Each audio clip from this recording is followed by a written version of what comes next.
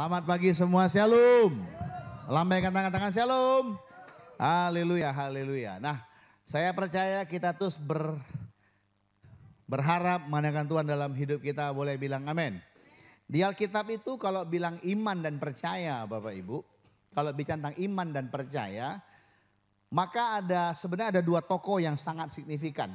Ya, oke, yang pertama itu namanya Abraham. Kita tahu Abraham itu dikenal sebagai bapak orang percaya, bapak orang beriman. Jadi bukan bapak orang berkarakter. Makanya yang harus dikhotbahkan bukan karakter, tapi iman. Waktu orang beriman, lihat bagaimana proses hidupnya akan membentuk dia menjadi orang yang berkarakter. Bilang amin. Seringkali orang yang punya karakter sukar untuk beriman. Atau dia mengandalkan karakternya untuk mencapai Tuhan. Nah, ini masalah Bapak Ibu. Ya, sekali lagi Abraham itu adalah bapak orang beriman. Yang kedua Petrus. Ada 3 murid Yesus, circle one-nya. Ini kalau circle ini bahasa sekarang ya. Ring satunya. Yang pertama namanya Petrus, yang kedua namanya Yakobus, yang ketiga namanya Yohanes. Para ahli teologi ya, rohaniawan seringkali menggambarkan 3 sekawan ini dengan gambaran Petrus mewakili iman, Yakobus mewakili harap. Ini Rasul Yakobus nih, penggembala Yerusalem, dia suka berdoa. Ada para ahli berkata waktu dia berdoa, waktu dia dipancung langsung berdoa. Tempurung lututnya tebal karena sering berdoa, itu katanya. Ya. Yang ketiga Yohanes, kasih. Dia sendiri mengklaim dia adalah murid yang paling dikasihi Tuhan. Tetapi kalau kita bilang Petrus, Petruslah yang sebenarnya menunjukkan dimensi iman pada waktu Yesus hadir di muka bumi Bapak Ibu. Walaupun kadang-kadang kebablasan. Ya, Petrus yang berani bilang begini. Kalau ada yang jamah Yesus, langkahi dulu mayatku. Ya, setengah front pembebasan dia ini ya, haleluya. Jadi dia sangat nekat sekali. Ya, di tengah-tengah begitu banyak orang di kapal, waktu terombang-ambing, hanya satu yang berani ngomong. Kalau engkau itu Tuhan guru, suruh aku berjalan. Hanya dia yang berani meneriakkan imannya. Dan Alkitab mencatat bukan Lukas, bukan Yakobus, bukan Yohanes murid yang dikasih yang berjalan di atas air basah, tapi Petrus Bapak Ibu. Makanya pagi ini saya bandingkan 2 tokoh ini, yaitu Abraham dan Petrus. Lihat ke depan semuanya, dengar saja ya. Yang pertama lihat Abraham. Abraham ini memulai dengan segala bukti bahwa iman bukan dari dan karena usaha manusia. Dari awal Tuhan bilang, lihat. Tuhan tidak bilang terakhir. Ya, ini pola pikir Tuhan, ini pola pikir orang Yahudi. Tuhan bilang dari awal, engkau disebut bapak banyak bangsa. Engkau akan diberkati. Abraham memulai perjalanan hidupnya dengan nasib yang sudah ditulis oleh Tuhan. Kejadian pasal 12, 1, 2, 3, olehmu bangsa, olehmu, semua dibilang. Ya, jadi sejak awal Tuhan sudah bilang kepada Abraham bahwa keturunannya begitu banyak dan akan menjadi berkat bagi bumi ini. Tapi apa terjadi? Abraham mulai berkolaborasi dengan Tuhan. Nah ini kan suka kita dibilang, oh ini kita kerjasama dengan Tuhan. Ya, sorry ya kalau aku jadi Tuhan nggak cari Bapak Ibu lah, haleluya. kurang canggih Bapak Ibu ya. Enggak ya. Nah, Abraham terlibat untuk dalam tanda kutip membantu Tuhan. Tunggu nggak ada muncul, akhirnya kerjasama dengan istrinya. Muncullah yang namanya Ismail. Sampai hari ini kita ribut Bapak Ibu. Bahkan berbagai cara dicoba oleh dia untuk menggenapi apa yang sudah Tuhan sampaikan di awal. Ada banyak juga kita tanpa sadar anak Tuhan mencoba membantu Tuhan merealisasikan janji Tuhan. Haleluya. Ya, tanpa sadar kita mencoba mempercepat apa yang kita tahu baik untuk hidup kita. Bahkan kita dasarkan oleh pernyataan Tuhan supaya itu tergenapi dalam hidup kita. Abraham juga sama. Ya, maka dikatakan sebenarnya dia kalau disebut bapak beriman juga gagal dia. Dia bilang percaya tapi nggak percaya sebenarnya. Banyak perbuatan karakter dia, moral dia kurang bagus. Ya, berbohong. Masa bapak beriman berbohong? Ya, sering kita lihat. Tapi kalau kita perhatikan, lihat yang merahnya. Tetapi dia mengakhiri dengan percaya penuh kepada Tuhan. Sekalipun berhadapan dengan kematian anaknya. Waktu dia sudah terima Ishak dan Tuhan minta supaya Ishak dipersembahkan, Abraham gak negosiasi. Dia bilang begini, Tuhan yang sudah bikin ada anakku. Kalau Tuhan minta dia mati. Ini Abraham, kalau Tuhan yang minta jadi. Sebab aku percaya sekalipun dari kematian Tuhan bisa bangkitkan kembali. Wah, hanya orang yang sudah mengalami pengalaman hidup dengan Tuhan. Ya, proses kehidupan iman dengan Tuhan. Berani percaya sekalipun dia berhadapan dengan hal yang gak logis. Bahkan sesuatu yang mungkin bagi banyak orang kurang ajar. Waktu dia gak punya anak, dia bantu Tuhan dengan cara punya anak dari Hagar. Semua orang bilang oke, wajar toh. Ya, mungkin begitu cara Tuhan. Ya seringkali begitu kan, kita permisif. Tuhan bilang aku memberkati engkau di perusahaan tersebut. Aku berkati kau di jam, tapi kita bilang enggak mungkin Tuhan, kita terpaksa neko-neko. Ya kan Tuhan kasih aku di perusahaan ini. Ya udah, mungkin caranya begini ya. Abraham sama. Dia melakukan hal yang sama. Kalau kita foto dengan keadaan hari ini. Ya. Ada banyak juga anak Tuhan yang korupsi kan? Kenapa? Ya kan Tuhan kasih jabatan ini. Mungkin dengan cara itu. Ya, permisifnya ada muncul. Kompromi bahasa kita. Abraham mengalami. Tapi lihat, waktu dia percaya kepada Tuhan. Dan dia bilang begini, sekalipun anakku mati, bagi orang banyak gila Abraham. Tapi gilanya itu benar di hadapan Tuhan. Katakan amin. Seringkali mungkin kita dikasih kesempatan yang mewah oleh keadaan dan kenyataan. Dan orang bilang ambil, itu bagianmu. Dan kita bilang enggak. Orang bilang wah ini sinting nih orang ini. Yang sinting kata dunia itu belum tentu sinting kata Tuhan. Yang ngerti bilang amin lah. Waktu kita percaya, aku percaya. Berkat-Mu atasku melimpah. Ini yang ngomong ngalamin Bapak Ibu ya. Ditawarin gak mau, sudah enggak. Saya punya iman sepakat satu Raja Isa aja, udah gak yang lain. Nanti siang saya mau ketemu nih dengan salah satu rasul yang cukup besar di Indonesia. Dia bujuk saya terus, saya bilang enggak Pak. Makan siapa? Oke gak apa-apa. Tapi kalau seperti itu lagi saya gak mau, saya bilang. Saya cukup satu aja Raja Isa. Ya walaupun masih, ya ini kan ini jemaatnya mingguan ini ya. Jemaat yang bulanan gak tahu di mana nih, yang 3 bulan gak tahu di mana nih. Haleluya, haleluya. Nah, Abraham mengalami. Jadi kalau hari ini kau bilang, Pak, aku beriman, Pak, kok. Ah, ini. Ya. Kan iblis suka tuduh tuh. Mungkin Abraham juga ngalamin penuduhan juga. Katanya percaya, katanya beriman. Tapi enggak kan. Ya, hidup kita ini proses, katakan proses. Maaf, agak panjang. Tahan ayo sama. 1, 3, tahan, masih tahan, yuk sama-sama. Ses. Jadi gak bisa instan. Kita suka instan diberkati, tapi instan juga meninggalkan Tuhan. Sini ndak ada. Lihat ke depan semua, haleluya ya. Nah itu Abraham. Nah, kita mencatat dia berani percaya kepada pernyataan Tuhan. Sementara orang banyak pasti gak setuju dengan perbuatan dia mempersembahkan Ishak. Kalau Abraham gak lakukan, kita gak ada hari ini Bapak Ibu. Kita bukan keturunan Ismail, amin. Amin. Walaupun ada yang jenggotan, kita gak Ismail lah. Coba lihat kiri kanan, ada gak Ismail? Ada gak Ismail? Bilang Pak Bu dari tampangmu kau gak Ismail bilang. Cuma baumu mencurigakan. Kita juga bukan, kalau mau jujur bukan dari Ishak. Karena kita gak ada Yahudinya, walaupun kita coba jadi Yahudi kan. Makanya kalau mereka Yahudi, kita Yahudi jadian. Nah, ya. Saya nggak menentang budaya, tapi jangan sampai kita berpikir harus pakai budaya Yahudi untuk diberkati.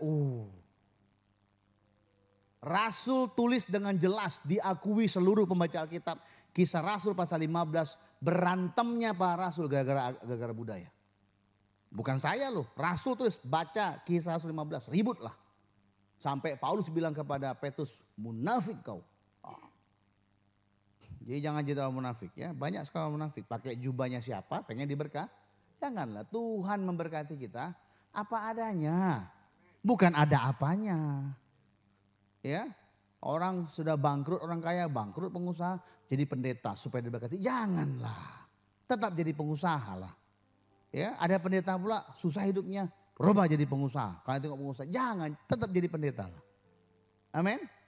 Ada yang gak ada apa-apa, mau jadi apa-apa. Ya itu haruslah supaya kita ada perubahan gitu ya. Oke ya. Yang kedua kita lihat namanya Petrus, lihat ke depan. Petrus ini dikatakan memulai dengan kemustahilan dan kesukaran yang logis. Kayak kita ini ya, kan logis sekarang, sepi. Industri belum bangkit sepenuhnya. Ya, renovasi rumah belum banyak. Orang bukan renovasi rumah Pak Edward ya. Orang beli makan, beli beras masih sekarang. Ya, industri juga belum secepat yang dipikirkan. Keadaan kota kita juga ya kita rindukan supaya teruslah bergerak. Ya, walaupun belum fully recovery. Makanya saya sudah kata berdoa tadi kan. Pulih semakin cepat, bangkit semakin kuat. Sama-sama ya, 1, 2, 3.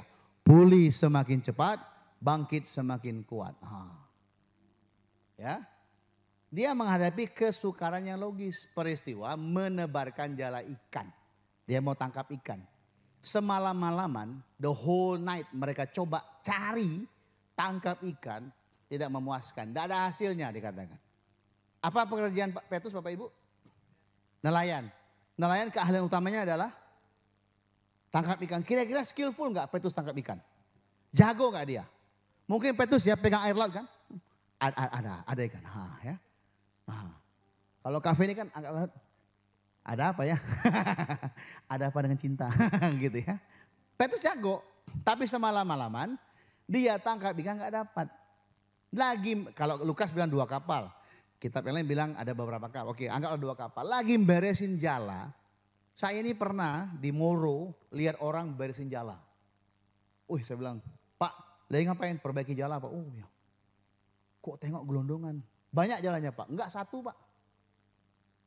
Ku tanya, kok panjang Pak? Yang ini cuma 5 kilo Pak. Jala ikan panjangnya? Saya bilang 5 meter Pak. 5 kilo. Lu tahu tak 5 kilo? Berapa meter? 5.000. Itu banyak. Satu rumah itu panjang, rumah 30 meter itu. Satu orang perbaiki. Kami biasa Pak. Ada yang 3 kilo, ada yang 10 kilo. Jala ikan loh. Bayangkan lah, enggak lah, Petrus enggak sampai 10 kilo. Tapi minimal berat loh beresin jala loh. Ya, beresin gereja aja berat Bapak Ibu. Udah saya pasangin kok ini, mulai begini, pasangin kursi, beresin, pasangkan ada bungkus permen di bawah. Haleluya Tuhan Yesus ya. Tolonglah ya, di belakang itu ada hamba Tuhan. Pakai dia, dia sudah nunggu kita, namanya tong sampah. Hargai dia yang hadir Bapak Ibu. Diurapi Tuhan dia di belakang, haleluya. Nyindir nih kayak. Yang parahnya pakai tisu disumpil lagi Bapak Ibu. Pas saya angkat, ada tisu. Saya pikir apa persembahan, tisu Bapak Ibu. Hancur hatiku Bapak Ibu ya. Tolong jangan disumpil tisunya di belakang ada tong sampah ya. Pak kurang banyak. Minggu depan saya bikin tong sampah sama sini. Haleluya Bapak Ibu. Maksud saya ditaruh di situ lah ya. Kalaupun enggak apa-apa saya bersihkan juga ya. Cuma aku ingat saya berdoa situ nanti minggu depan kue ada haleluya. Oke. Sekali lagi lah di bawah itu ada kesek kaki Bapak Ibu kalau memang kesek kaki ya. Karena pasir itu gak masuk surga. Jadi gak usah ajak lantai 2 pasirnya. Pasir kotor gak usah. Di bawah ya mereka. Masuk barang tuh Pak. Terima kasih Tuhan Yesus. Oke ya. Nah Petrus tuh ngalami. Lagi beresin jala begitu banyak. Capek. Orang kalau kerja lembur gak dibayar. Dongkolnya setengah mati Bapak Ibu. Berat. Gak percaya? Tanya Wardoyo. Berat Bapak Ibu ya. Tanya dia. Berat. Ini sudah semalam-malaman. Bang Madison semalam beresin barang itu. Tunggu WA masuk untuk order. Enggak di order. Berat Bapak Ibu. Berat Bapak Ibu ya. Tapi kalau masuk order. Pak Suroso masuk 10 order. Mau hujan badai. Ku tembus Pak 10 order Pak ya. Ini sudah keliling-keliling pakai jas hujan. Enggak ada pula order. Aduh kayaknya Batam. Oke enggak apa-apa ya. Jadi dia capek. Tiba-tiba datang Yesus. Minjam kapalnya untuk khotbah. Bapak Ibu pernah nonton film Titanic? Ya enggak berdosa ya. Kan? Di ujungnya dia berdiri. Ya. Tapi maksudnya di ujung kapal lah dia mulai khotbah ya. Khotbah. Mungkin dia tengok lah kan. Waduh kawan-kawan ini lesu ya. Dia mau bayar duitnya enggak punya. Kan Yesus duitnya kan dititip ke orang kan. Janda yang kaya kan, para pengusaha ikan di laut juga pegang duit Yesus kok. Makanya waktu bayar pajak dia pancing ikan ada duit 2 emas. Tiap kali saya mancing laut saya bilang, Tuhan 2 emas Tuhan. Gak ada apa Bapak Ibu. Kutanya kenapa gak dapat Tuhan? Kan bukan untuk bayar pajak kau. Oh iya Tuhan, ya lupa saya. Lain kali kalau saya mancing saya bilang, Tuhan saya mau bayar pajak. Supaya dapat duit 2 emas itu Bapak Ibu ya. Dan Yesus bilang gini, apa kebutuhan Petrus dan kawan-kawan itu? Mereka perlu ikan dong. Bukan perlu rumah, mobil, gak perlu. Mereka perlu ikan. Yesus bilang begini, udah beres ya? Iya. Capek gak? Ya capek lah, udah malaman guru. Coba agak dalam sedikit kapalnya. Nanti kau tebarin. Itu Petrus apa? Wang Bapak Ibu. Petrus apa skillnya? Tangkap ikan, jago gak? Anggap jago lah. Yesus apa skillnya? Tukang kitchen set. Tahu kitchen set Bapak ya? Anemer bahasa Batak, anemer. Ya. Tukang kayu, ngajari tukang ikan, nangkap. Mungkin cengah-cengah ya Petrus. Macam betul ya kawan itu kan. Tapi dia lihat banyak orang. Dia bilang begini, nih Petrus bilang. Aku nih bos, udah tahunan. Sini tuh tahu aku di mana jalur ikan. Kami coba semua tidak dapat kami. Tapi karena kau yang nyuruh. Kan ditengok tuh karisma Yesus kan banyak orang kan. Kapan-kapan kita ke sana. Itu kalau ngomong di pantai ya kedengar sampai atas. Mau ke sana, mau ke sana? Mau pergi mamen semua. Pakai ongkos Bapak Ibu ya. Karena kau yang nyuruh. Oke. Ya, Petrus memulai dengan kemustahilan. Capek, lelah. Tapi karena dia lihat profil Yesus yang mengagumkan itu. Dan dia bilang begini, supaya dia jangan salah. Dia bilang begini, karena kau yang suruh guru, oke. Hari itu mereka tebarkan. Harusnya Yesus bilang semua jala yang ada, tebarkanlah. Tapi Petrus ragu juga. Harusnya banyak jala, nets. Dia hanya tebarkan satu jala saja. Mungkin orang bilang dia sungkan lah ya. Sungkan sama Yesus. Karena kan tokoh hebat. Jadi supaya dia jangan salah sama anggotanya. Dia bilang gini, yang suruh dia ya. Dia yang suruh dia. Ayo tebarkanlah. Kita bilang, dia tebarkan jala. Begitu hebatnya ikan masuk ke jala itu. Sampai perlu 2 kapal untuk angkut ikan. Hari itu Petrus tersungkur di kaki Yesus. Dan Tuhan ampuni aku berdosa. Kayak gini, Tuhan kok aku tidak percaya. Sorry ya ampuni aku Tuhan. Nah itu Petrus. Pertobatan Petrus bukan karena dia takut dihukum. Enggak. Pertobatan Petrus terjadi karena dia ngalami berkat Tuhan yang ajaib. Bilang amin. Orang bertobat bukan karena ancam-ancam. Mati masuk neraka. Enggak Bapak Ibu. Belum mati pun sudah neraka rasakan dia. Enggak usah. Tapi karena kebaikannya. Oleh karena kemurahan Tuhan. Bilang amin. Nah Petrus memulai dengan demikian. Ya. Berikutnya lihat. Selanjutnya perjalanan Imam Petrus mengalami berbagai tantangan yang hebat. Dia pernah nggak Petrus menyangkal Tuhan? Meragukan Tuhan. Sukar percaya. Bapaknya pernah nggak? Pernah juga ya? Jangan-jangan keponakan Petrus semua ini mungkin ya. Ini yang bersukan. Pernah kita bilang, gimana Tuhan? Aduh Tuhan. Dia berharap Tuhan tuh raja yang hebat tiba-tiba mati. Dihajar, dibogem mentah, dipukuli. Twist mainnya dia. Bingung kok gini ya skenarionya. Sehingga dia menyangkal Tuhan loh. Ya. Hebat dia menyangkal Tuhan. Bahkan waktu dia menyangkal Tuhan, Yohanes bilang, Yesus dengar sendiri Bapak Ibu. Masih sih. Waktu Petrus menyangkal, Yesus dengar. Berapa banyak kita juga mungkin mengalami kegagalan yang sama dengan Tuhan. Kita berdoa, berharap, akhirnya kita enggak lah. Supaya agak rohani kita bilang begini. Jangan-jangan bukan ini kehendak Tuhan bagi hidupku. Halo. Siapa yang pernah demikian? Angkat tangan tinggi-tinggi dalam hatinya saja. Jangan-jangan bukan maunya Tuhan. Jangan-jangan kita mulai ragu nih. Karena iblis akan tuduh logis kita. Kan sukar bagi Abraham, percaya, sudah tua, istri mandul, menopause. Kan sukar bagi Petrus percaya. Enggak ada chance, enggak ada dasar untuk berharap itu terjadi. Enggak ada. Kita juga mungkin mengalami yang sama. Petrus mengalami juga. Sampai dia akhirnya dipulihkan. Lihat, dipulihkannya hebat Bapak Ibu. Dia sangkal Tuhan dengar. Tuhan pulihkan dia dengar Bapak Ibu. 3 kali dia sangkal. 3 kali Tuhan tanya untuk memulihkan. Dengar baik-baik pagi hari ini. Bicara tentang iman. Mungkin kau bilang gak sempurna iman. Iya. Abraham, Petrus jauh dari sempurna. Yang sempurna hanya Tuhan Yesus. Bilang amin. Dan dia tahu itu. Dan dia pulihkan Bapak Ibu. Petrus seorang yang kalah. Takut hilang nyawanya. Karena dituduh oleh para wanita-wanita sederhana. Perempuan-perempuan yang gak dianggap nuduh dia. Kau nih anggota dia. Dia bantah itu dengan kuat. Tapi waktu dia dipulihkan oleh Tuhan. Waktu dia bantah itu banyak yang tahu berapa orang. Enggak kenal aku. Terkutuk kenal dia, haram jadah. Kayak begitu, haram jadah gitu loh kan. Tapi berikutnya waktu dia dipulihkan oleh Tuhan. Ditanya Tuhan, dipulihkan. Kembali Bapak Ibu, di mana Petrus jatuh, di posisi itu Tuhan pulihkan. Bilang amin. Pertama kali dia ketemu dengan Tuhan, dia tangkap ikan yang gagal. Waktu Tuhan pulihkan dia pergi lagi tangkap ikan dan gagal lagi. Tuhan tidak bilang begini, dasar, tidak berotak gitu loh. Berapa banyak kita kalau lihat orang jatuh sekali kita ampuni kan.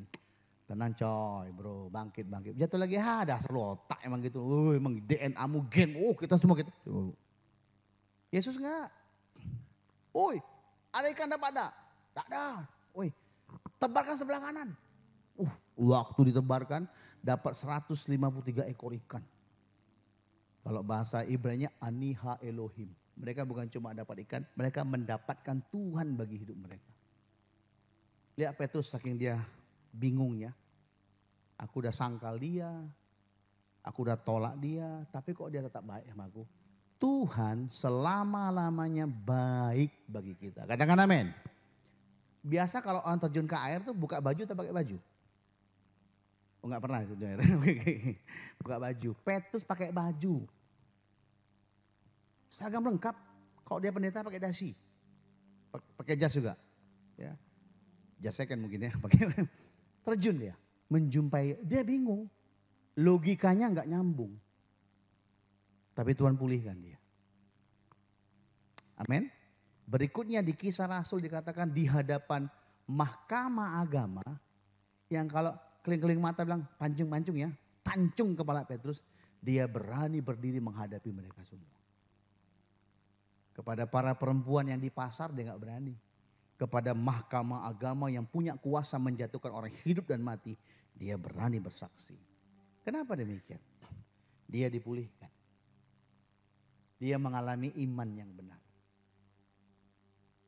Abraham mencoba membantu Tuhan. Maaf, bahasa paling keren. Kerjasama dengan Tuhan. Ya, kalau bahasa saya collab dengan Tuhan. Enggak. Sama Petrus juga. Mencoba membantu Tuhan. Gagal. Mungkin kau bilang, Pak, aku nih gak punya dasar lagi. Itu tuh. Udah tepat itu. Sampai gak punya dasar untuk berharap lagi.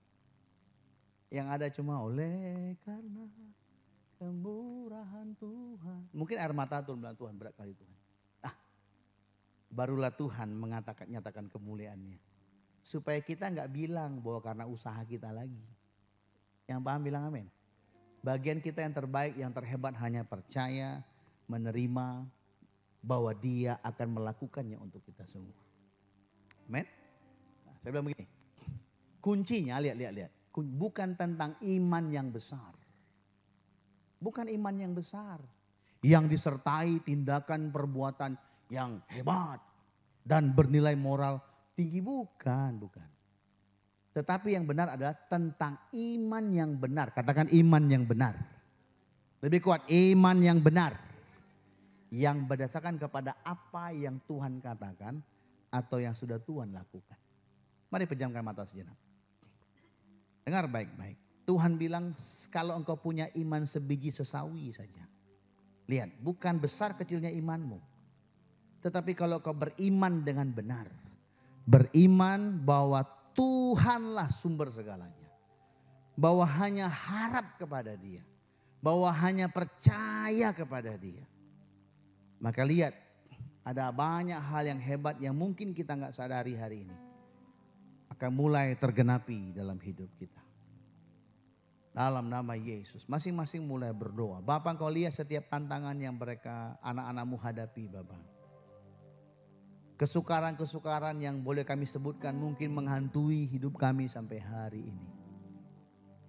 Biarlah kami sampai kepada titik di mana hanya kami bisa berkata, semua oleh karena kemurahan-Mu Bapa. Semua oleh karena kebaikan-Mu Bapa. Kami belajar untuk menaklukkan pikiran kami, perasaan kami di bawah kaki-Mu Kristus Yesus. Supaya hikmat sorgawi saja, supaya kuasa sorgawi saja. Yang bekerja mengubahkan keadaan kami. Menolong kami dalam pergumulan hidup kami masing-masing ya Abah. Berat kami pikirkan secara logika ya Bapak, menekan perasaan kami. Tapi pagi ini kami sadar Abraham melewatinya Bapak. Petrus melewatinya. Kami percaya kami pun dimampukan untuk melewati masa-masa ini. Untuk menikmati berkat-Mu yang ajaib itu bagi hidup kami. Berkati tiap-tiap pribadi ya Abah. Aku doaku angkat tanganku ya Abah. Berkati tiap-tiap pribadi ya Abah. Terus beri shalom-Mu. Kekuatan yang baru itu turun bagi tiap-tiap anak-anak-Mu ya Abah. Aku minta turunkan Abah sekarang dalam nama Yesus. Dalam nama Yesus. Mereka yang gundah gulana.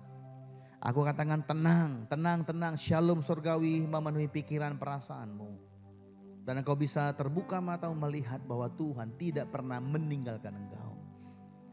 Damainya, shalomnya, sukacitanya, hikmatnya bagimu dalam nama Yesus. Yang percaya, mengerti sama-sama katakan. Tepuk tangan yang meriah bagi Tuhan Yesus. Baik, pagi ini kita sama-sama akan lihat kitab Ayub. Kita lihat bagaimana cerita Ayub dan korelasinya dengan Abraham dan Petrus yang barusan saya sampaikan. Kitab Ayub, lihat ke depan semuanya. Ayub ini merupakan kitab yang umurnya termasuk tua Bapak Ibu. Diperkirakan umurnya di bawah Kejadian pasal 13. Jadi lebih tua daripada Abraham. Makanya termasuk dalam kategori kitab syair. Kita udah pernah belajar ada 5 kitab syair, kitab Ayub, Mazmur, Amsal, Pengkhotbah, Kidung Agung. Tapi secara posisi, secara usia penulisan, dia para ahli sepakat menyatakan usianya setara dengan kitab Kejadian antara pasal 1 sampai 12 Bapak Ibu. Cukup tua. Kalau Bapak Ibu pernah dengar cerita Nimrod, cerita Nuh, diperkirakan usianya demikian. Jadi ini suatu cerita yang diajarkan untuk mengajarkan tentang pribadi Tuhan yang memproses hidup kita, tentang rahasia ilahi yang sering kali terbatas untuk kita pahami secara akal manusia. Ayub itu ada 42 pasal. Nah pagi ini kita akan lihat kitab Ayub dari terang Kristus, pakai kacamata Yesus. Ya, lihat supaya kita jangan terjebak dengan pola agamawi. Lihat, ya ada 42 pasal. Seorang hamba Tuhan bilang begini, seorang hamba Tuhan. Kalau kita baca kitab Matius pasal 1 itu ada 14. Ada 42 keturunan Kristus. Ini cocok logi. Dia bilang makanya kitab Ayub ini cerita tentang kita keturunan Kristus. Gereja yang hadir pada hari ini. Itu yang pertama. Yang kedua, kitab Ayub itu usia penulisan ceritanya itu saya katakan tadi cukup seumuran kitab Kejadian. Dia sudah tua ini. Ada banyak cerita yang seringkali kita nggak bisa pahami. Ada banyak juga pernyataan-pernyataan di tulisan kitab Ayub yang diterjemahkan ke bahasa Indonesia. Kadang-kadang kesannya nggak nyambung bahasanya. Karena memang cukup tua bahasanya. Ya, oke, terbagi atas 4 bagian besar. Ya, ada 4 bagian besar Alkitab ini, kitab Ayub. Sesuai dengan pembagian Ibu LAI. Yang pertama itu pasal 1, pasal 3 sampai pasal 3. Pasal 1, 2 dan 3 cerita tentang Ayub. Bagaimana Ayub dikatakan ditemukan sebagai orang yang saleh, yang tidak berbuat curang, yang kehidupannya sebagai kehidupan terang bagi banyak orang. Jadi Ayub ini orang kaya, orang baik hati, orang jujur, tidak suka buat kejahatan, ibadahnya luar biasa. Kayak kita semua, katakan amin. Ibadahnya, ya, kayanya juga, iya kaya juga ya.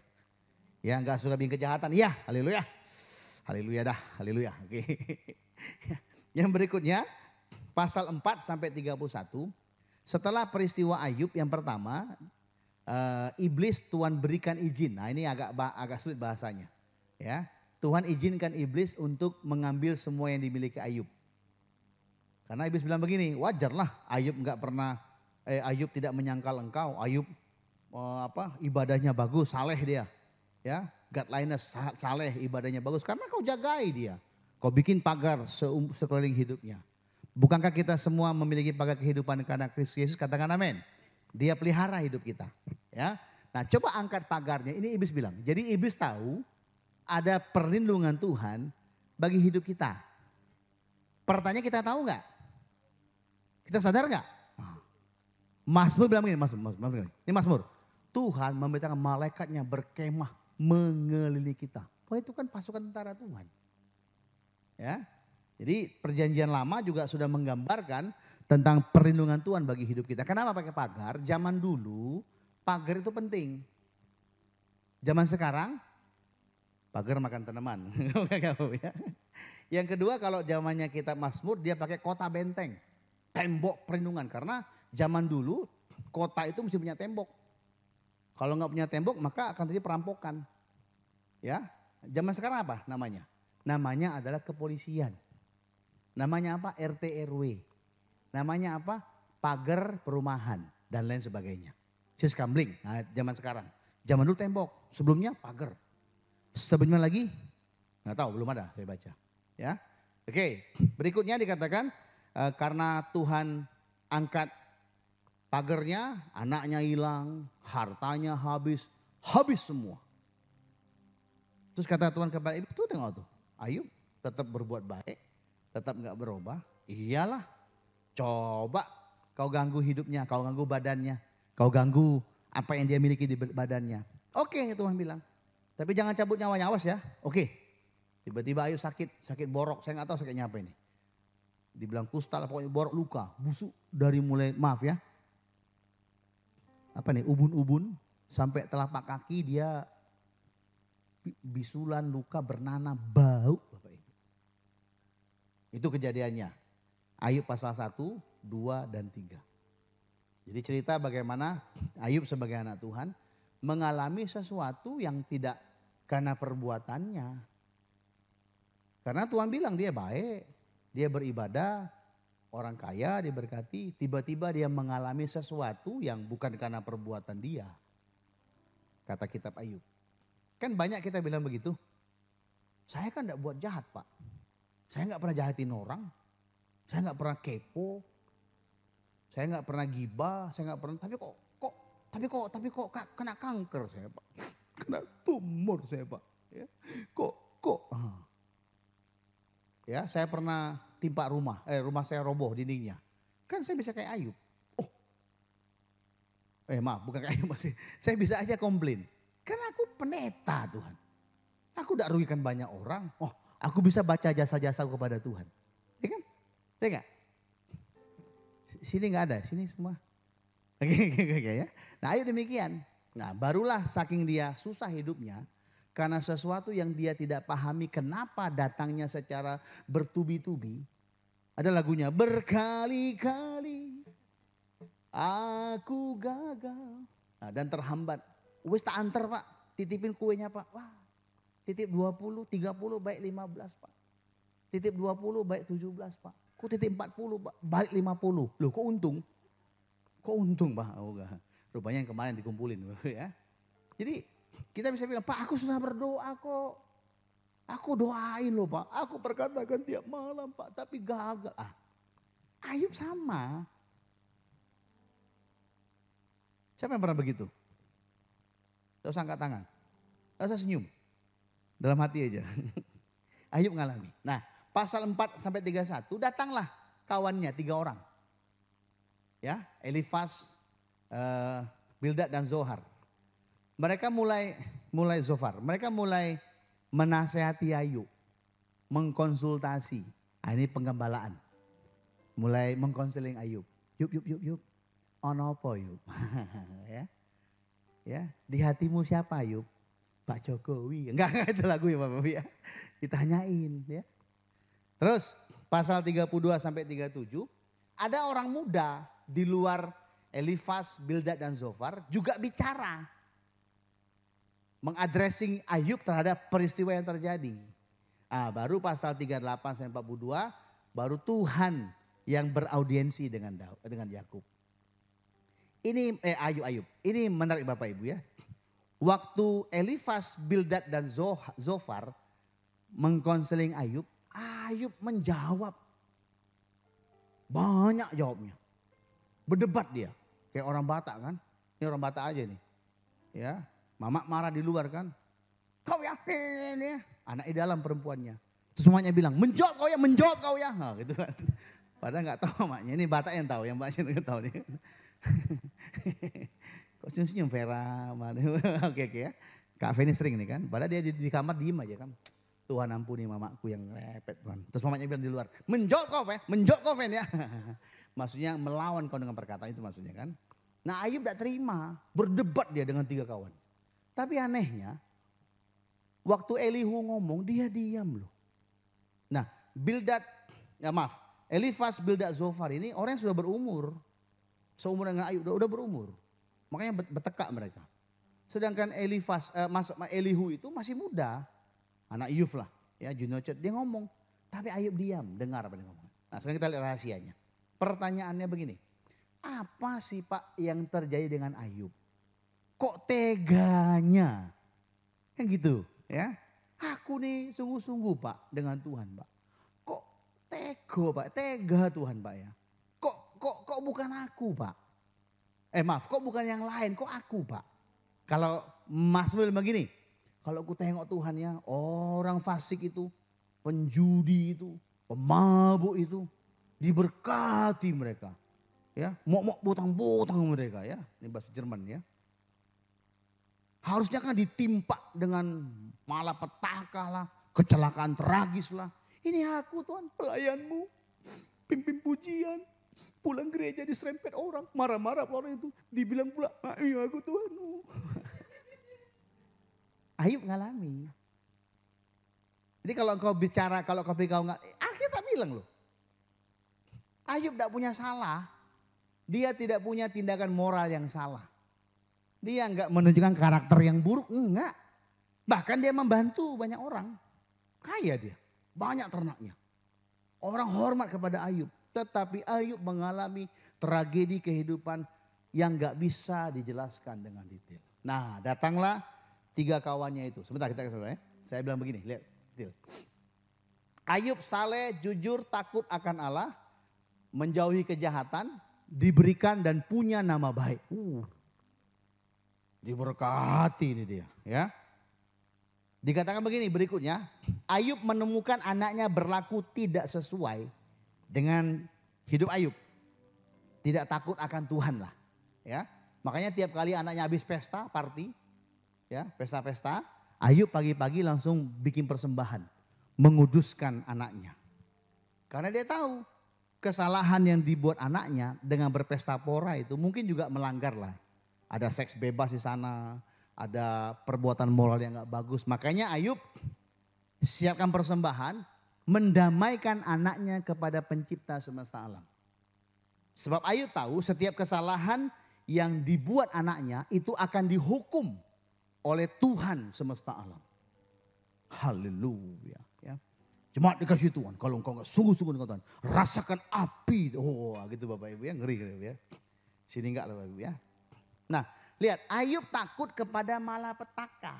Lihat. Kenapa Ayub memberikan korban untuk mendamaikan anaknya kepada Tuhan? Karena dia punya nama baik. Hidup yang diberkati. Ayub saleh. Dia takut gara-gara kesalahan anaknya datang malapetaka. Oh ya. Makanya gini, Ayub takut kepada malapetaka yang dia pahami sebagai murka Tuhan karena perbuatan salah anaknya. Saya tanya wajar gak? Wajar lah, benar ini. Kalau orang tua bilang enggak ini benar nih. Begitu sayang dia kepada anaknya, saya tambahkan. Begitu sayang dia kepada hidupnya, takut habis semuanya, makanya dia kasih persembahan kepada Tuhan. Tapi apa yang terjadi? Ayub bilang begini, sama-sama kita baca yuk. 1, 2, 3. Karena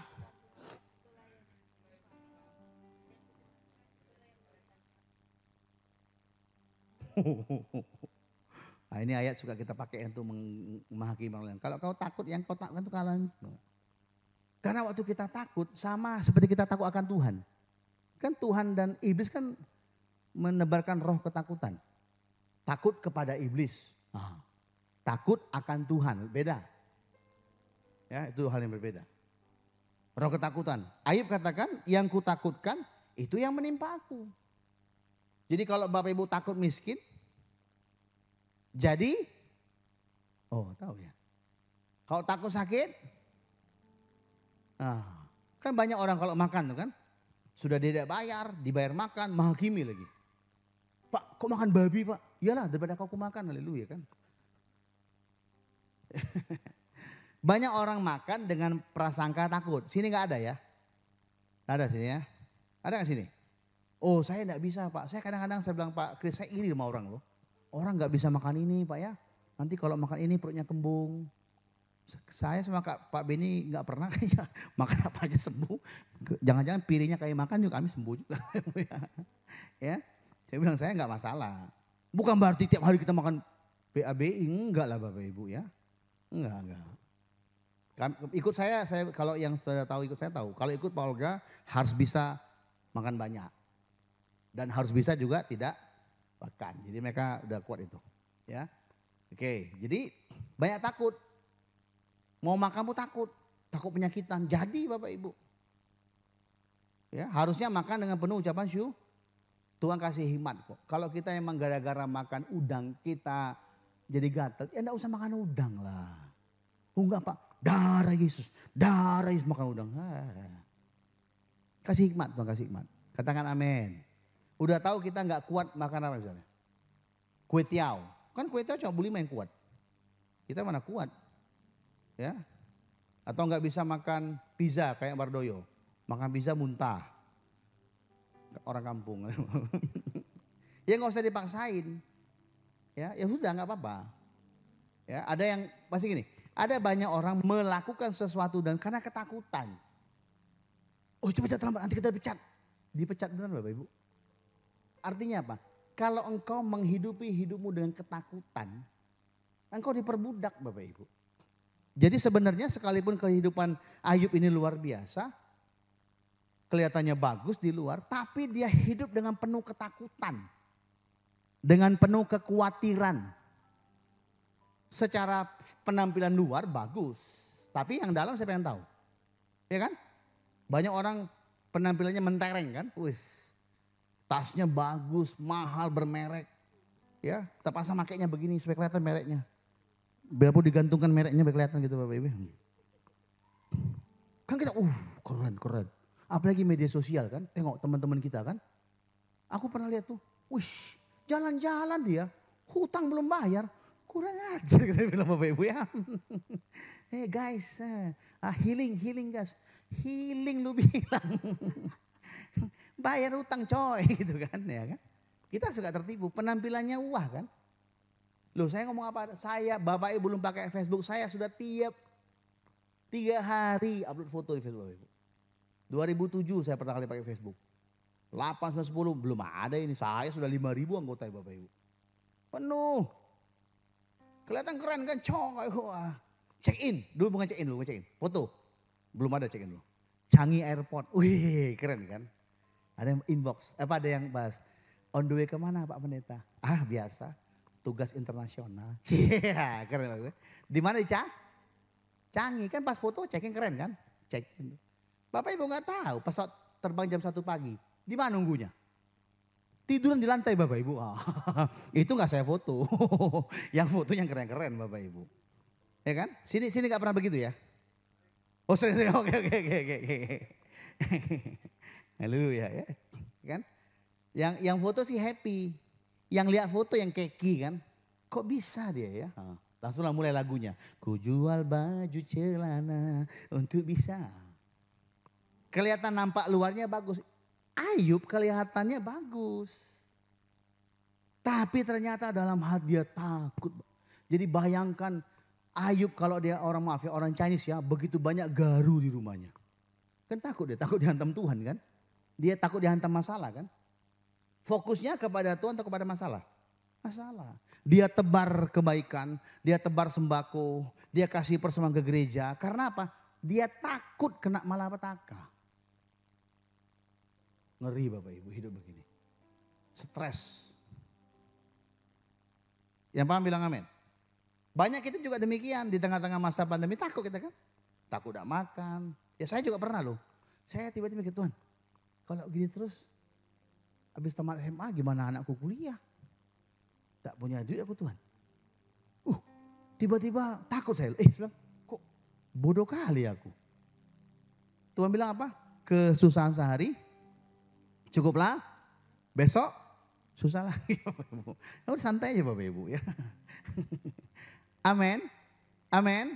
Kita suka khawatir karena masa lalu atau karena masa depan? Jujur. Oh dulu saya Pak, kita khawatir ada nggak? Enggak. Coba yang skillful dalam kekhawatiran. Contoh siapa? Kau ini? Ya, kita khawatir masa depan atau masa lalu? Masa depan dong. Sama dengan Ayub ternyata. Profilnya sama. Ke gereja rapi kok. Batik punya batik. Minyak wangi 50.000. Kok wangi? Ya wangi lah setengah botol dipakai wangi. Ya kan? Tampil cakep. Mobil keren, kredit 4,5 juta, gaji 2.500.000 Bapak Ibu ya. Kan gak ada yang tahu. Kok gak pakai mobil lagi? Iya dia pakai teman. Nongkrong kok di dealer. Enggak, sini enggak ada yang mampu sini Bapak Ibu ya. Jadi seringkali secara penampakan luarnya Ayub nih loh. Makanya waktu masalah terjadi, waktu masalah terjadi yang tidak logis bagi kawan-kawan kita, muncullah 3 orang teman kita. Lihat ke depan. Dan inilah yang sering kali dikhotbahkan di gereja. Lihat. Namanya Elifas, Bildad dan Zofar. Karena 42 pasal, saya bongkar satu bisa nggak pulang kita. Kita singkat saja. Ya, 3 orang ini, katakan 3 orang. Bilang Elifas, bilang Bildad, bilang Zofar. Nah 3 orang ini mewakili 3 pola pikir. Menghadapi kehidupan, masalah kehidupan yang kita nggak tahu dari mana sumbernya. Kenapa terjadi? Lagunya I don't know why. Pak udah confirm loh Pak, kita mau perpanjang sewa. Tiba-tiba dibatalin Pak. Dan dia bilang kayak mau pakai. Kalau kau mau beli gedungnya. Saya pernah ngalami loh gedung ini loh. Sok-sokan. Tanya punya, Cik keren ya? Iya. Cik tanya aja kenapa pakai nomor 3, 4, 6, 7. Beli ya? Iya Pak. Kok gak beli nomor 5? Sok-sokan kan? Oh enggak Pak, kami hanya beli 3, 4 dan 6, 7. Kok 5 gak dibeli? Sudah punya kami juga Pak. Nah terus aku gimana? Kalau kau bikin toko rumah, ini kan rumah kita nih, kiri kanan. Kalau kau bikin toko terus kami gimana? Ya terserah Bapak. Waduh Bapak Ibu, jantungan saya Bapak Ibu. Tiba-tiba William telepon, Pak mereka mau ketemu Pak hari Selasa. Wah itu segala segenap senjata Allah, perkataan-perkataan penuh kuasa, pokoknya darah Yesus saya udah pakai. Pokoknya ribut lah pokoknya gitu kan Bapak Ibu ya. Si Robin itu udah kupanggil, si Thomas udah kemana-mana pokoknya. Dia bilang gini, Pak Bapak mau pakai berapa lama? Ya saya kontraknya 10 tahun. Per 3 tahun, tapi saya kayaknya pakai bisa ya paling cepat 7 tahun, paling lama 12 tahun lah. Ya wis pakai aja Pak. Gimana? Ya pakai aja Pak Pendeta. Untuk gereja kan? Iya pakai aja Pak. Tapi mau izin boleh gak Pak? Kenapa? Kami mau pasang di luar Pak gede pelang nama kami. Belakang kami mau pakai Pak. Mau kami tembusin. Nanti hitung sewa aja Pak. Langsung no. Cik, aku doain usaha kalian. Pak, enggak doa usahanya maju, rame nanti. Kau pakai belakang, saya kasih free Bapak Ibu. Tidak minta duit. Ini gereja, Cik gue bilang. Pakailah, free dah. Yang penting kau usaha maju bagus. Kami pun pasti maju, gue bilang.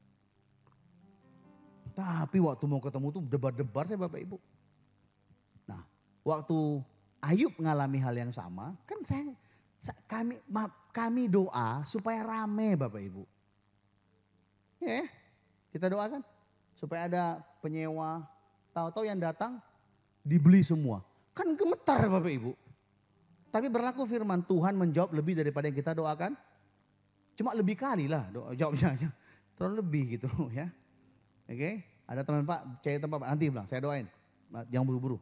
Ya, pasti cari tempat nanti yang bagus yang kita bikin 2 ruko, kita bikin agak tinggi, kasih kayak studio 21 panggung di bawah, pakai LED. Nanti kami nabur berapa Pak? Saya aja gak pernah minta duit Bapak Ibu kok. Mau saya minta? Oke, mulai minggu depan janji iman. Terserah kasih berapa tiap bulan, terserah. Yang penting 1 juta minimal. Terserah berapa minimal 1 juta enggak. Ya. Di record apa-apa lah, nanti diedit ya. Jadi ngalami, yang datang 3 orang, Elifas, Bildad, Zofar. Lihat, mewakili pengalaman, tradisi, dan legalistik. Kan 3-nya suka dikhotbahkan. Nih bahasanya, kesaksian kita minta Bapak James Ang untuk bersaksi bagaimana dia diberkati secara finansial luar biasa. Bertobatnya minggu lalu. Selamanya dia orang kaya, meras orang, pakai jual togel, ngerampok, korupsi. Seminggu bertobat suruh bersaksi. Contoh, kamu enggak lah. Bukan togel enggak punya duit banyak, enggak. Togel juga tahu kan. Kesaksian hidupnya James dipakai untuk ngajari kita. Sedangkan dia aja baru bertobat sebulan. Dan sebelum dia bertobat dia bandar narkoba, udah kaya. Jadi kaya dari mana dia? Oh karena berkat Tuhan. Berkat Tuhan jadi bandar narkoba. Banyak. Di sini nggak ada. Jakarta banyak Bapak Ibu. Di kota besar banyak. Pengalaman. Oh kalau saya Bapak Ibu. Dengar nih para pengusaha. Waktu saya mengalami saya putuskan sama istri. Kami kosongkan rekening kami. Dan kami kasih ke gereja.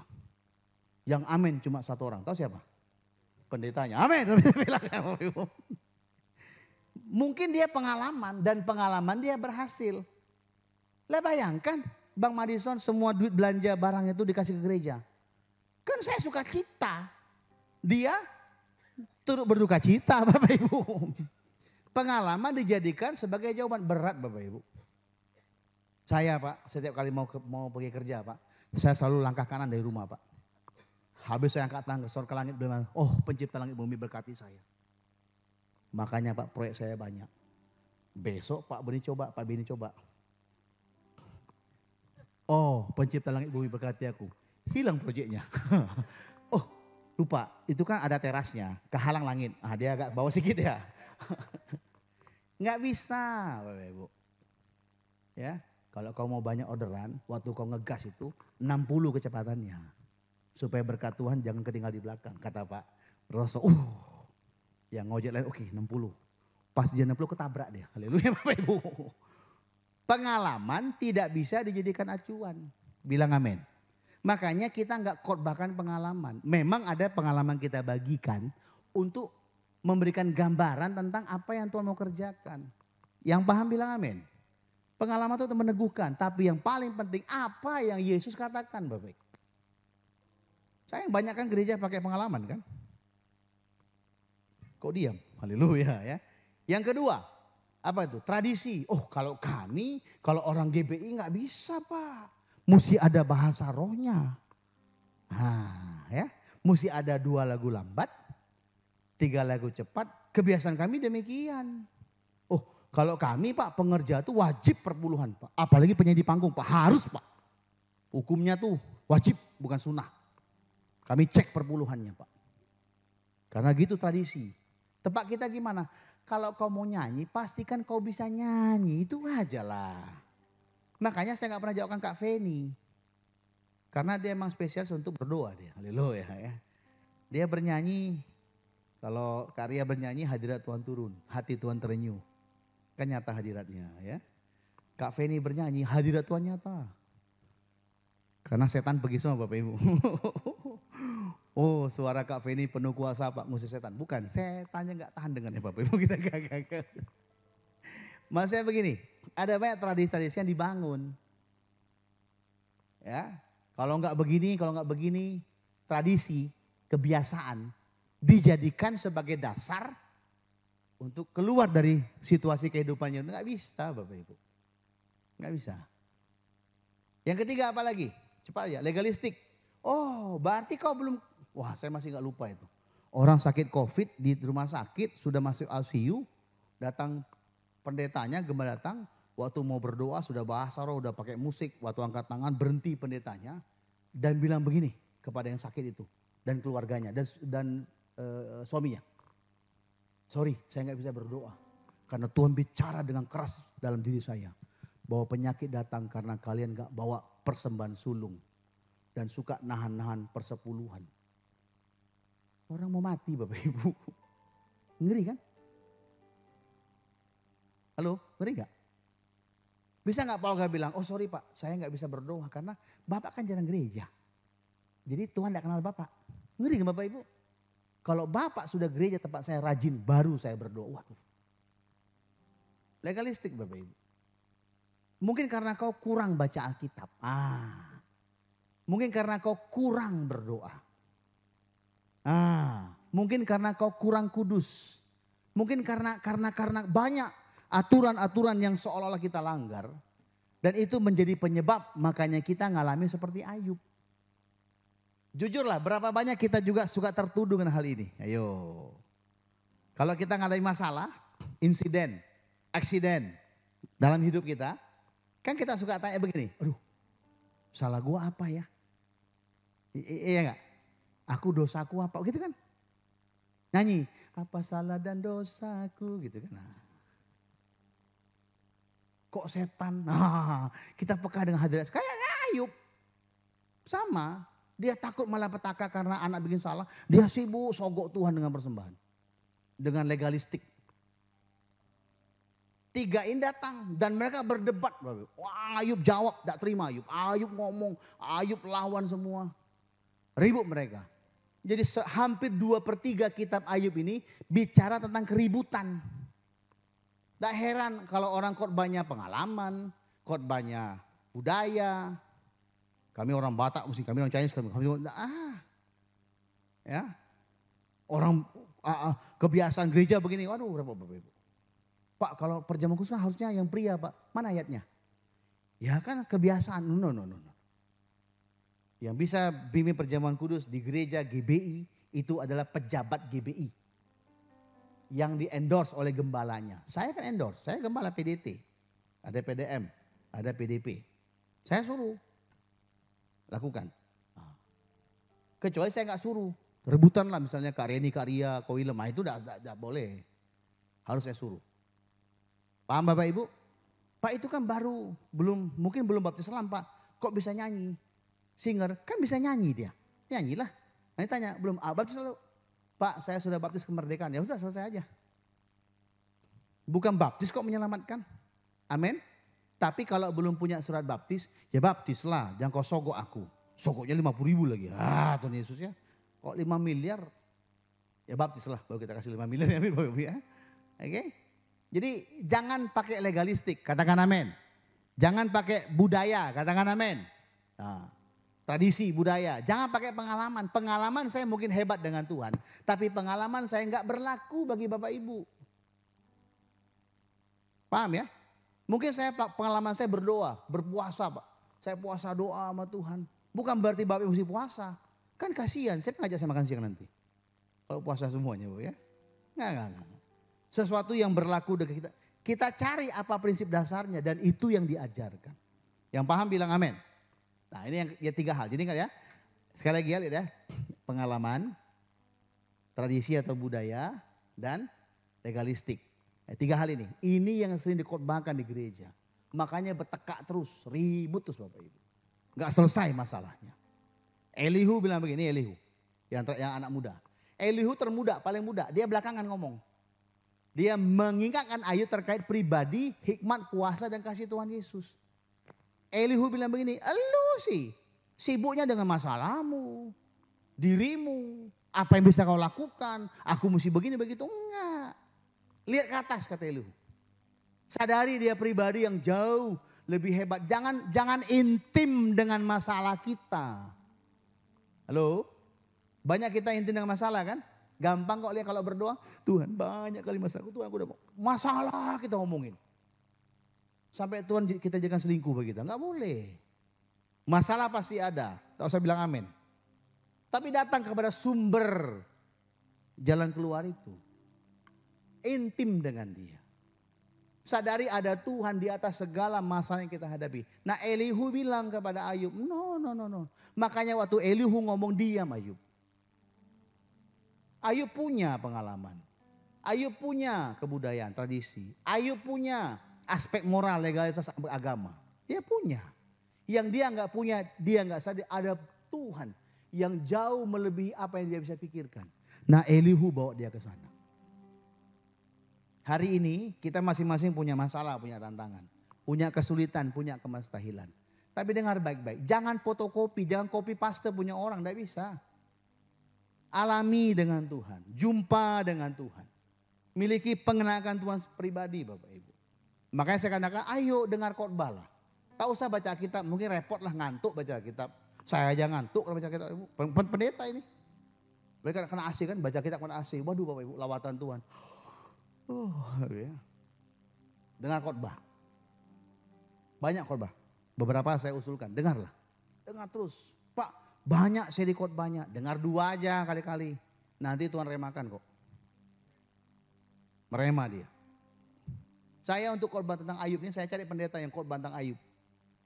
1 minggu saya dengar Bapak Ibu. Dari mulai saya sadar, sampai saya nggak sadar dengarin Bapak Ibu. Saya bangun lagi saya dengar lagi Bapak Ibu. Saya bilang sama Bu Lima, apalah Elihu ngomong ya. Elihu mengajak Ayub dari lihat begini kayak ayam. Elihu bilang kira-kira kau tuh bukan anak ayam. Kau tuh anak Raja Wali. Tiba-tiba Ayub angkat wajahnya. Baru Tuhan bilang pasal berikutnya. Tuhan bilang tentang kudanil, tentang buaya. Itu kan lambang-lambang dewa di zaman itu. Kudanil sungai Yordan, buaya di sungai Nil itu kan dewa. Dia bilang aku lebih hebat daripada itu Ayub. Makanya pernyataan Ayub paling hebat di Ayub pasal 42 ayat 5. Dulu kata Ayub, aku tahu tentang kau itu dari apa kata orang. Pengalaman, tradisi, legalistik. Tapi sekarang kata Ayub, mataku terbuka lihat engkau. Kita mencatat bagaimana Ayub diberkati, dipulihkan dengan luar biasa. Sesuatu yang mustahil. Bahkan hebatnya Ayub bukan cuma dipulihkan, dia disuruh Tuhan untuk memberkati Elifas, Bildad dan Zofar. Hanya orang yang mengalami kelimpahan daripada Tuhan yang berani berbagi kepada yang lain. Ayub mengalami kelimpahan. Apa sih kuncinya Pak? Lihat ke depan sebagai penutup. Ya maaf. Pernah lihat. Kebenaran dirimu sendiri tidak akan pernah berdaya menghadapi setan. Ayub pikir dengan kebenaran yang dia miliki karena kesalehannya, karena moral karakternya, karena ibadahnya, itu bisa membuat dia bertahan. Tapi kitab Ayub mencatat bagaimana dia habis semuanya. Jangan dasarkan dengan siapa dirimu. Seringkali kita waktu doa sama tanpa saya kita suka itu. Dulu kan aku begini Tuhan. Kan aku begini. Banyak kita umbar. Ya. Gagal. Tapi lihat, tapi pembenaran yang Tuhan lakukan. Jadi kita ini bukan karena kebenaran diri kita sendiri. Bukan karena kemampuan kita untuk beribadah, berbuat baik, melakukan hukum. Bukan. Kita jadi benar karena pembenaran yang Tuhan lakukan. Membuat kita dimampukan menang terhadap tuduhan setan. Tiap kali setan mau tuduh kita bilang enggak. Aku udah benar kok, selesai kok. Makanya perlu kita kembali kepada karya Yesus kayu salib Bapak Ibu. Enggak ada. Ya, waktu kita mulai ditipu oleh dia, kamu mesti enggak, aku percaya Tuhan sudah selesaikan di kayu salib, Tuhan yang sama akan tolong aku. Mau tahun depan, 2 tahun ini terserah, yang penting aku percaya kepada dia. Makanya 3 anak SMA itu, Sadrak, Mesak, Abednego SMA ya. Dia bilang begini, kalau Tuhan tidak tolong kami tetap tidak nyembah. Tidak mereka minta, datang pribadi Yesus. Dibuat pagar yang Ayub bilang itu. Sehingga waktu dipanaskan kompor bakar mereka, tidak masalah mereka. Tidak ada bau sengit. Karena Tuhan lindungi mereka. Pernyataan Sadrak, Mesak, Abednego itu membuat hati Tuhan hancur Bapak Ibu. Waktu perempuan 12 tahun pendarahan sudah habis semuanya. Dia bilang begini, asal ku jamah jubahnya aku bisa sembuh. Wih, Tuhan stop jalannya. Dia bilang sampai itu, siapa yang jamah aku ya? Oh, Petrus bilang banyak, enggak. Siapa yang menjamah aku dengan iman? Mengharapkan sesuatu daripada aku. Datang perempuan, aku Tuhan. Perempuan Sirofenesia, orang Libanon, sama. Semua orang sudah ribut, dia orang kafir, tidak boleh dekat. Ditengok ada kesempatan peluang Yesus datang.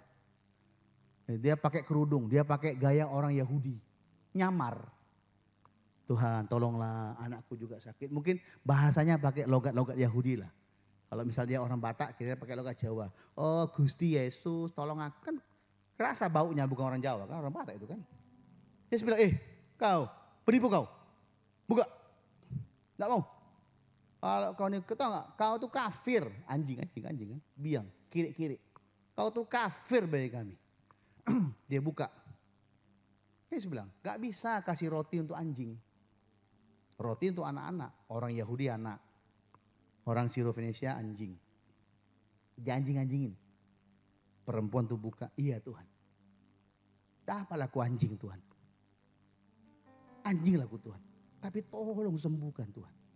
Perempuan ini mencoba menggunakan legalistik. Dia pikir dengan pakai dandan Yahudi. Dia bisa dapat kemurahan Tuhan. Tuhan bilang enggak. Dia Tuhan bilang, aku anjing Tuhan. Tapi tolong sembuhkan anakku. Tuhan bilang sembuh anakmu bu. Perwira, orang Italia. Dia sungkan. Dia tahu kalau Yesus datang ke rumah dia. Bahaya bagi Yesus. Bahaya, beributlah semuanya. Langsung dia bilang, guru, aku ini komandan. Kalau aku ngomong A, ini anggota gerak, tidak tanya tuh. Kau kan punya kuasa. Tak usah kau datang. Dari sini kau ngomong, sembuhlah anggotaku di rumah. Kaget Yesus bilang, kok begitu percaya? Aku percaya Tuhan. Sembuh. Dan lain sebagainya. Dan lain sebagainya. Ingat kita ini dibenarkan oleh Tuhan. Katakan amin. Bukan karena perbuatan kita. Nggak bisa Bapak Ibu. Yuk penutup kita buka 1 Korintus 10 ayat 13. Semua kita buka sama-sama firman Tuhan yuk. 1 Korintus 10 ayat 13 sama-sama kita buka. Everybody ayo buka sama-sama sampai kita bangkit berdiri yuk. 1 Korintus 10 ayat 13.